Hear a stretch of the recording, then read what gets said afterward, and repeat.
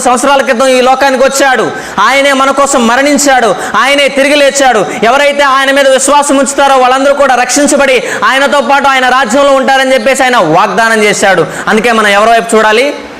యేసు వైపు చూడాలి. ప్రియమైన దేవుని సంగమా, గుర్తుపెట్టుకోండి, మన శారీరక జీవితానికి కానివ్వండి, మన ఆత్మీయ జీవితానికి కానివ్వండి, మనకు కావాల్సింది ప్రాముఖ్యంగా యేసుక్రీస్తు. మన జీవితంలో ఎవరు ఉన్నా లేకపోయినా పెద్ద సమస్య కాదు, కానీ మన జీవితంలో యేసుక్రీస్తు లేకపోతే పెద్ద సమస్య.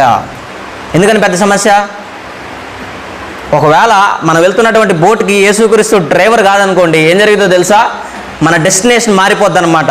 మనం వెళ్ళాల్సినటువంటి డెస్టినేషను నిత్యరాజ్యం అయితే, ఒకవేళ మన డ్రైవర్, మన క్యాప్టెన్, మన పైలట్ ఒకవేళ యేసుక్రీస్తు కాదనుకోండి, మన గమ్యం నరకానికి వెళ్ళిపోద్ది. సో అందుకనే మన క్యాప్టెన్ యేసుక్రీస్తు. అందుకే మనం ప్రతి విషయానికి ఆయన వైపు చూడాలి.